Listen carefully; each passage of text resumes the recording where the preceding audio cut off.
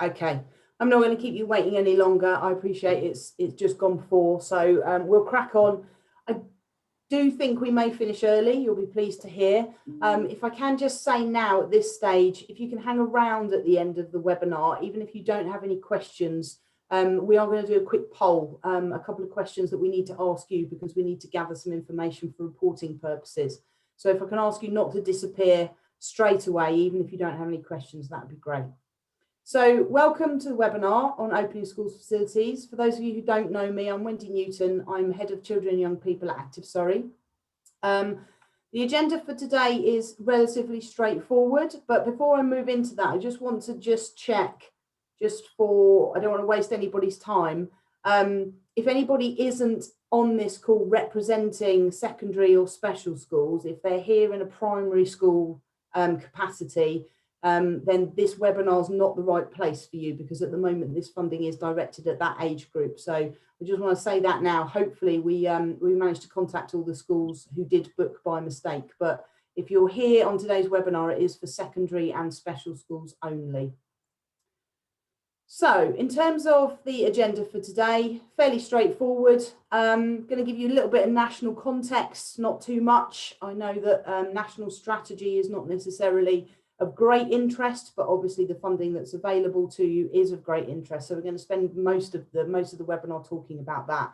So we'll run through the objectives of the programme, how and why we're prioritising this funding at certain schools and not all schools in the county, what you can and can't spend the funding on in terms of your applications, what the process for applying for funding looks like and what the timeframes are.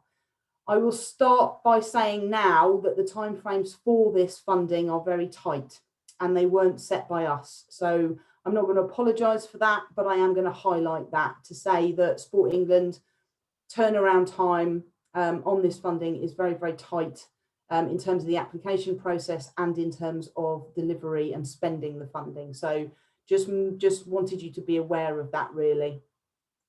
In terms of national context, this funding that we now have available in Surrey is phase 2 of the Opening Schools Facilities programme, and the evidence and insight from phase 1 suggests that we obviously need to support young people to recover and to reconnect from the past year, and obviously one of the best ways to do that is through physical activity, play, movement and sport, and that's what this funding is very much directed at.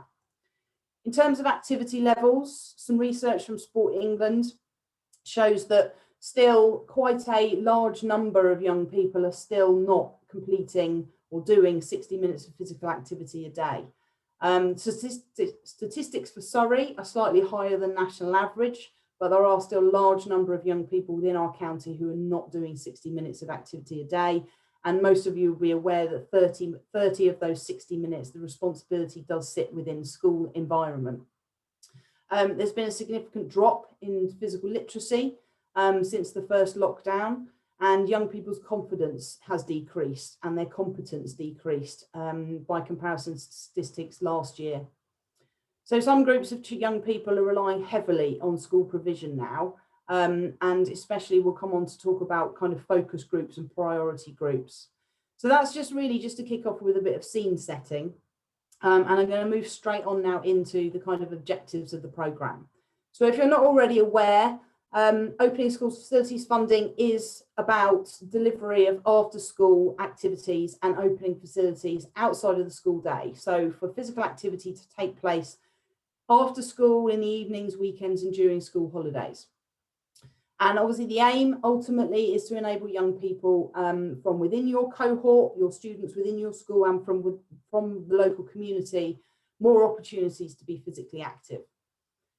We're also putting quite an emphasis and a focus on reopening of swimming pools. We realise that there are some COVID measures associated with the reopening of swimming pools, and the funding is available to help overcome some of those issues and barriers that schools with swimming pools are facing. And then obviously in terms of community use of your facilities, making your facilities accessible now in a way that you've never had to do so before, in terms of COVID-friendly measures, so that you can open up to communities again and external providers.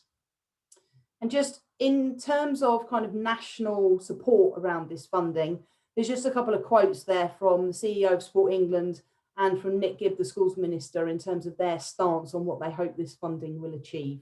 I won't read those to you, but they will be on the slides that we'll share with you. Okay, so in terms of prioritisation and where we're focusing this funding in Surrey, the funding has been provided by Department for Education. It's being channeled through Sport England into active partnerships, and Active Surrey are obviously your local active partnership.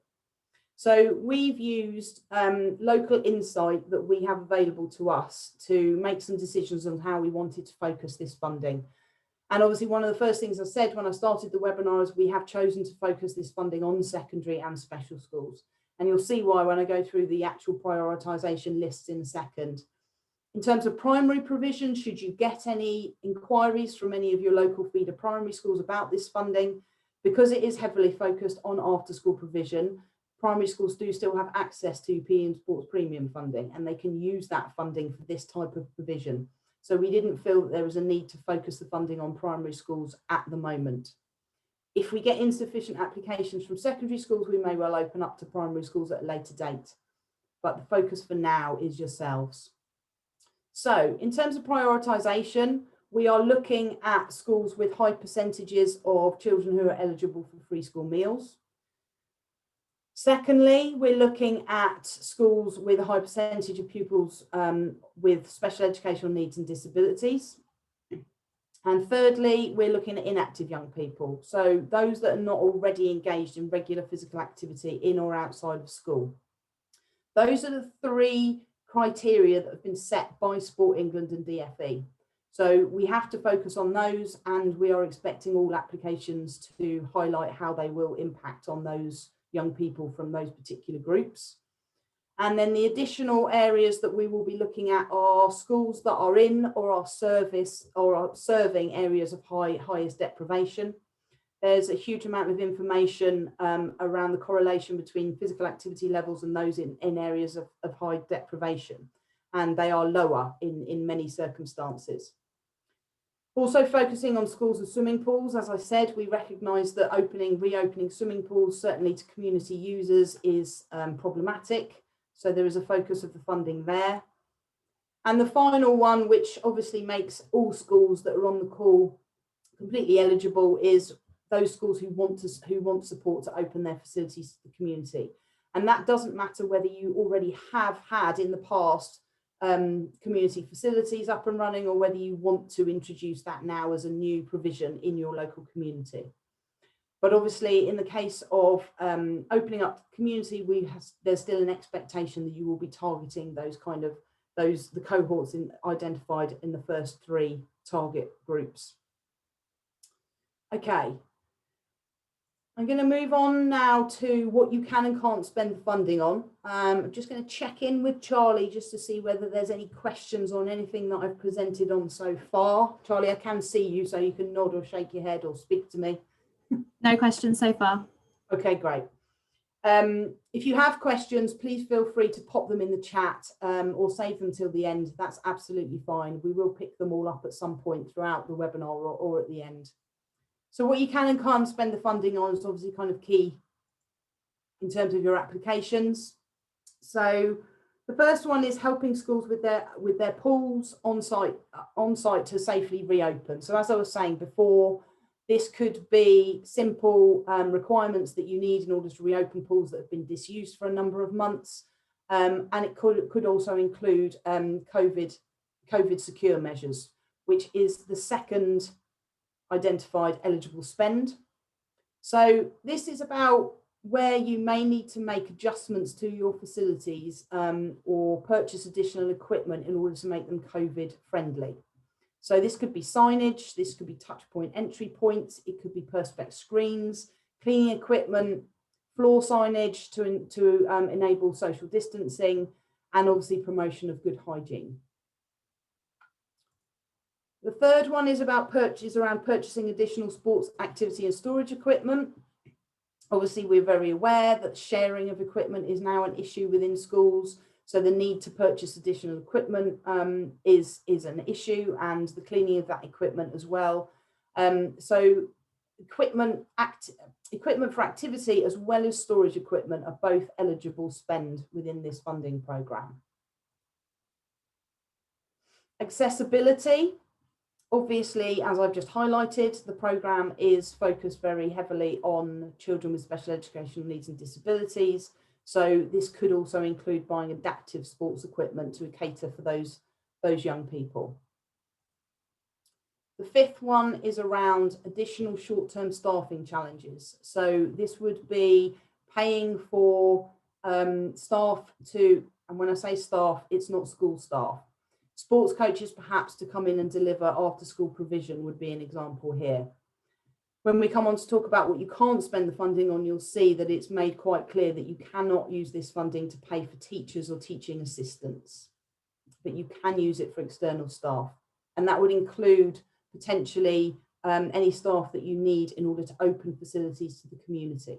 But that would be short-term costs, not long-term. And sorry, you'll see there on point 5, staffing costs can be covered up to the 31st of August. I'll come on to talk about timeframes a little bit later on, but worth pointing out that the deadline for spending this funding is the 31st of August. So I'll come on to talk about that in a little bit more detail shortly, but that also applies to any staffing costs that you may wish to apply for. And then the final one is supporting schools to open facilities and to open up to the community. So again, this could be looking at booking systems, short-term staffing or additional equipment if that's something that you want to focus on. The ineligible spending list. I won't run through this in fine detail, but there are some things on there that I've obviously already covered. For those of you who were perhaps hoping to apply for large sums of money for potential facility developments or capital expenditure, you cannot, unfortunately, use this funding for that. So I'll just let you read through that list, but I think it's all fairly self-explanatory. There is a slightly more in-depth list on the guidance and FAQs document on our website. If you have any questions or queries that I can't answer for you today around what you might want to spend the funding on, please do email me and I can go directly to Sport England with any questions that you may have before you submit your applications. Okay, so in terms of, I'm just going to pause again, actually, sorry, for any questions, Charlie. Yeah, we had one, but we think that one's been answered about funding available to reinstate existing swimming pools, which have been used and require investment. And then the second one is what happens if we wish to purchase external sports coaches, but our pupils need one-to-one support from school-based staff as they know the needs of the pupils. So the funding can be spent on external coaches, but it can't be allocated to internal staff for that additional support. And in terms of the investment into pools, I may answer that question in the next section that I'm going to go through in terms of the amount that you can actually apply for. So I might come back, whoever asked that question, if I don't answer it in the next section, then please by all means raise it again at the end. That's all so far. Thanks, Charlie. Okay, so in terms of the application process, schools can apply for the investment that they require to support their project or provision. I had a conversation with a school recently that's worth using as an example, where I'd like to encourage schools not necessarily to think about this in terms of just one after school club. Think about it in terms of after school provision or community provision as a programme and apply for the funding that you need in order to make that happen. So don't just necessarily apply for a small amount of funding for one after school club. Think about it as a wider programme and apply for as much funding as you need in order to achieve that. Obviously, we have put a cap on the funding. We are looking for applications between £2,000 and £10,000. Part of the reason for that is that we have a set amount of funding and we need to spend it quickly. So we want to encourage schools to apply for a substantial amount, but equally we want to try and enable as many schools to apply for funding as possible. If we get absolutely inundated with applications, we obviously are going to have to use the criteria, the prioritisation lists that I referred to earlier in terms of how we assess those applications. You can apply for less than 2,000 or more than 10,000. There's no guarantees that that will be approved, but you can do so if you wish. I don't want to put schools off if they don't need £2,000 and they just want to make an application in order to set something up very specific for a small cohort of students. So those are the guidelines in terms of how much to apply for, but they're not set in stone. All of the applications will obviously need to meet the project outcomes that I've identified, and they will be subject to approval via an assessment panel. I just want to say at this point, just for anyone who is on the webinar representing a multi-academy trust, applications do need to come through via schools. So as a trust, you aren't able to make an application. It would need to come from a specific school or group of schools, but the service level agreement would sit directly with a school. So something worth knowing if you are representing a trust.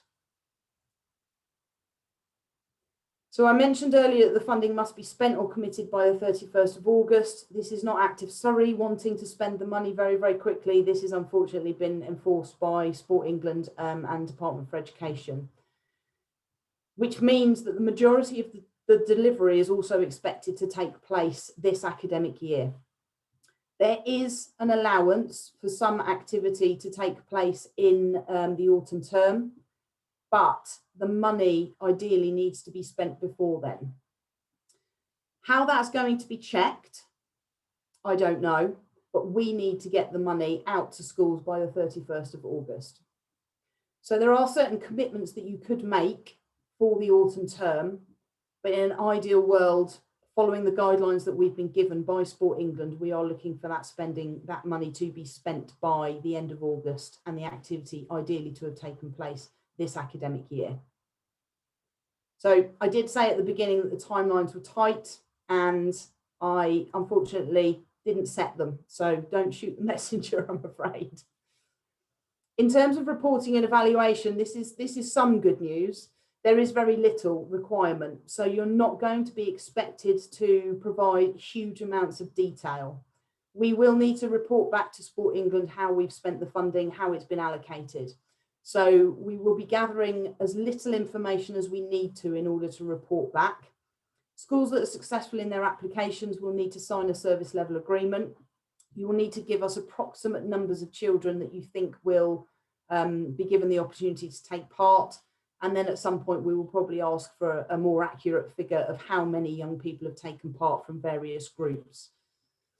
And we will also be asking, probably in a case study style template, for information around how you've spent the funding, which will obviously be identified within your application, but there's some flexibility as long as it's within the eligible spend.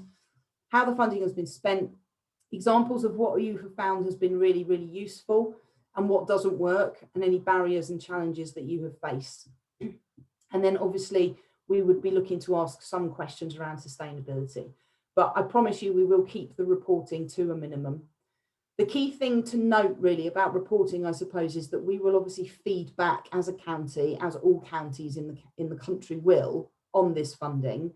And the more success that we can demonstrate, having impacted on the young people that Sport England have directed us to focus on, the more likely it is that this funding could be extended again in the future.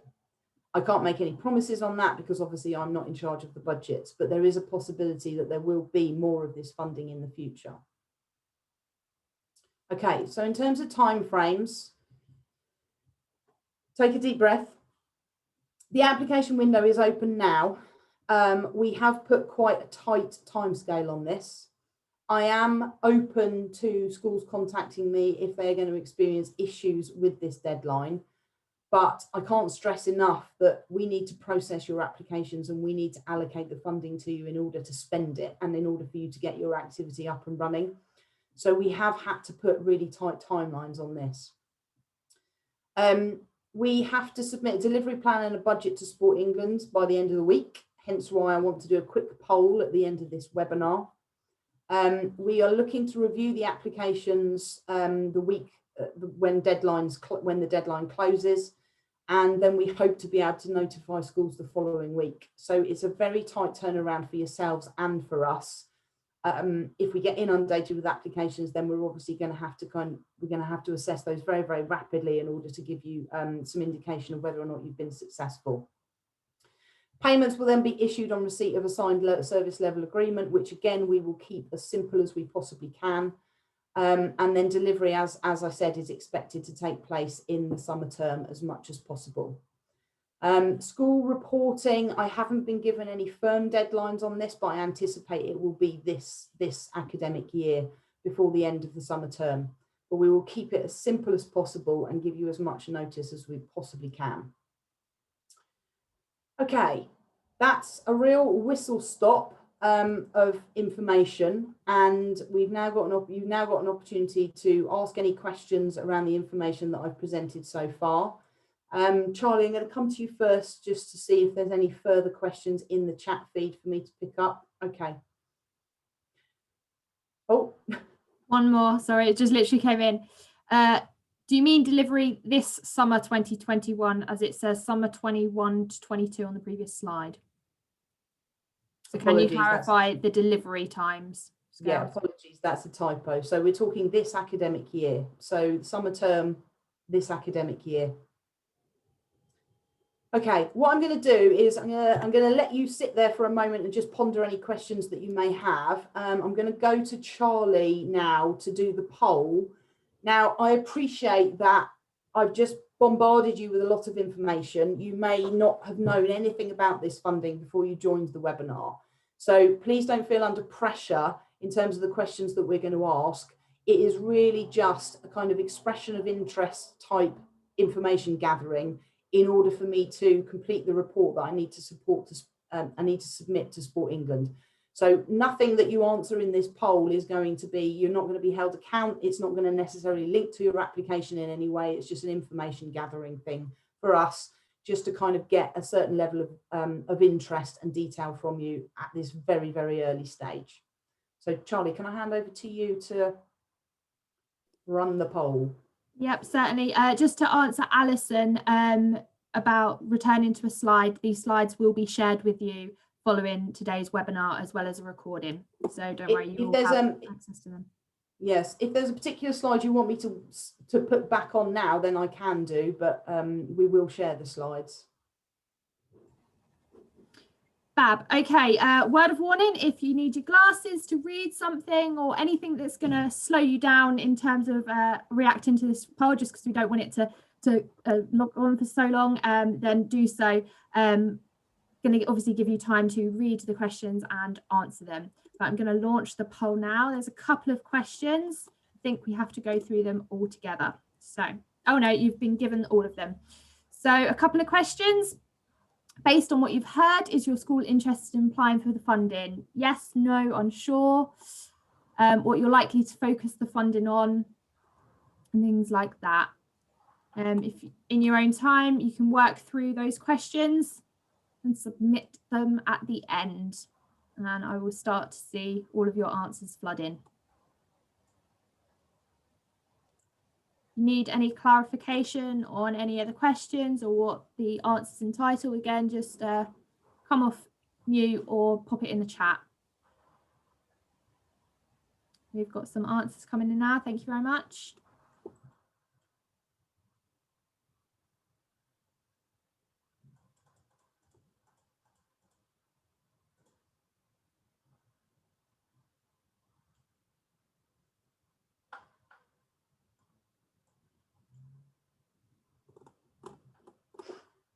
Lovely, no rush, in your own time.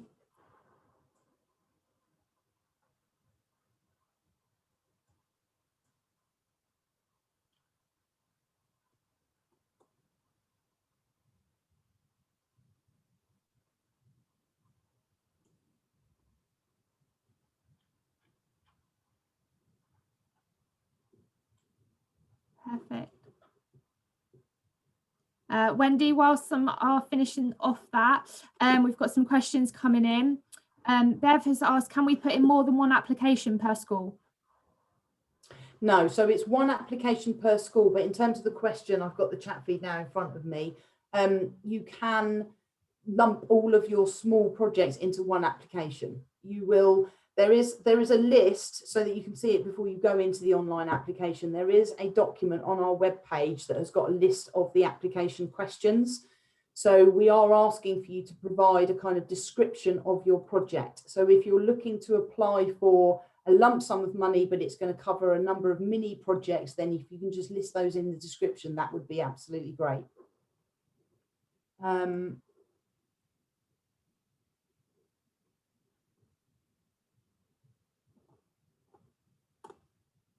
So in terms of the changing rooms question, Claire, I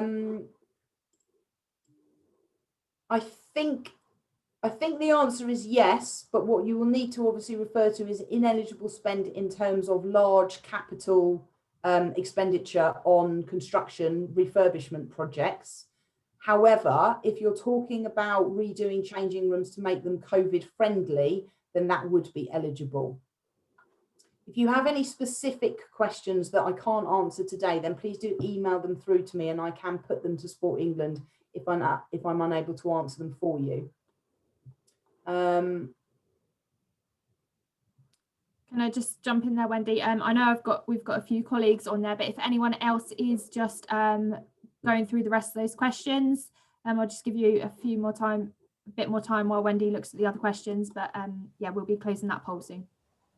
Okay, thanks, Charlie. Eric, your question about external coaches. Yes, I do appreciate that there are issues with having external coaches on site in this academic year. You probably still have, obviously all schools have slightly different policies around their COVID measures. So this is a tricky one because obviously we would be happy for you to apply for funding to have external coaches to do delivery in September. There is no issue with doing delivery in September, but it needs to be early in the term. We have asked in the application when you intend to start your activity, and we've given the options of October and November. Unfortunately, I've recently been told by Sport England, it's been reiterated that this really does need to take place in September at the very latest. So on that, you can earmark your delivery for September. You just need to think about how you're going to spend that funding, because it would obviously involve paying external coaches in advance for delivery that would then take place in September.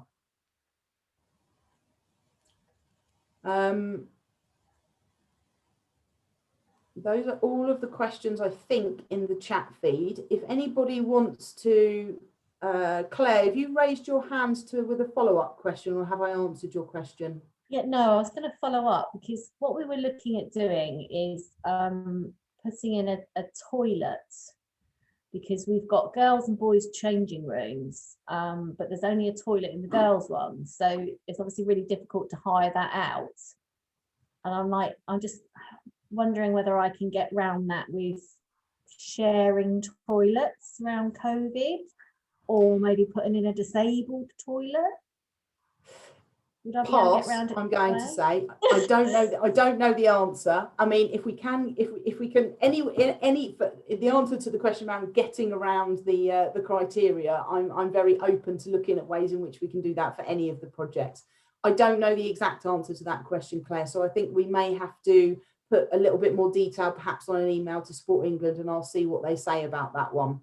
I guess the risk that we have as an active partnership is it's our responsibility to approve these applications. And as much as I would love to just give the money out to schools as they need it, we obviously are going to have to report on this, and we will be held accountable if we do release any funding that is used in an ineligible way. So please do email me on that one, Claire, and we'll see if we can get some clarity on it. Is that okay?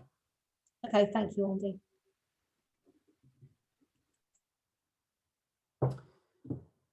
Okay. Yes, Dan, it absolutely can keep going until October. It's really just a case of when you spend the funding, basically. If you want to spend the funding in advance, it can continue. We are looking, obviously, for a certain level of sustainability with some of the applications. We do fully appreciate that some of them are just going to be short and sweet activity, but obviously any after school provision that you can get up and running, if it's going to be successful, we would want to see it continue. So if you can think about longer term sustainability and to keep that activity going, that would be a strength in your application.